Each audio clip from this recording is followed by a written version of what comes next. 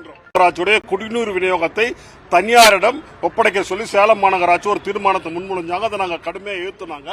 கடந்த திராவிட முன்னேற்ற கழக ஆட்சியில் அந்த திட்டத்தை கொண்டு வந்தாங்க. நாங்கள் நடத்திய போராட்டத்தின் காரணமாக அந்த திட்டமானது கிடப்பில் போடப்பட்டது.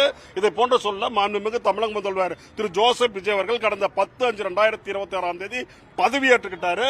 11 அவர் பதவியேற்ற அடுத்த நாள் 11/5/2026 பாருங்க கையெழுத்து போட்டு கமிஷனர் எனக்கு ஒரு கடிதம் கொடுக்கிறாரு. எனக்கு என்னுடைய முகவரிக்கு அனுப்பி வைக்கிறாரு.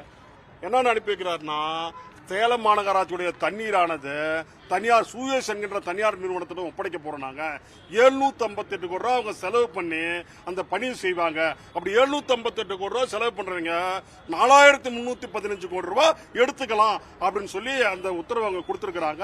இதை நாங்க கடுமையா ஆட்சேபிக்கிறோம். நாம கடுமையா எதிர்க்கிறோம். நாம தூய சக்தி என்று சொல்லிக்கொண்டு தூய்மையான ஆட்சி கொடுக்கிறேன் என்று சொல்லிக் கொண்டு வந்துட்டு 758 கோடி ரூபாய் செலவு பண்ற ஒரு நிறுவனம் 4315 கோடி ரூபாய் மக்களிடம் வந்து பெற்றுக்கொள்ளலாம், மக்களிடம் பறித்துக் கொள்ளலாம் என்பதை விடுதலை சிறுத்தைகள் வன்மையாக கண்டிக்குது.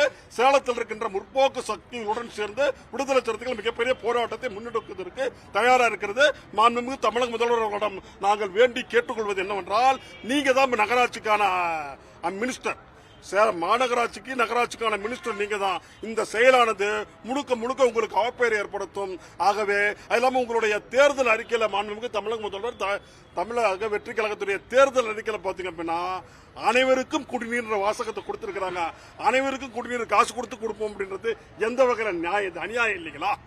காசு கொடுத்து தண்ணி வாங்கணும்னு சொல்றீங்களா மாண்புமிகு தமிழக முதல்வர் அவர்களே? தயவு செஞ்சு அவ்வாறு ஒரு திட்டம் இருந்துச்சு அப்படின்னு சொல்லிச்சுன்னா அதை நான் சார்ந்திருக்கின்ற விடுதலை சிறுத்தைகள் கட்சி ஏற்காது. அதை நாங்கள் கடுமையாக ஆட்சேபிக்கின்றோம், எதிர்க்கின்றோம்.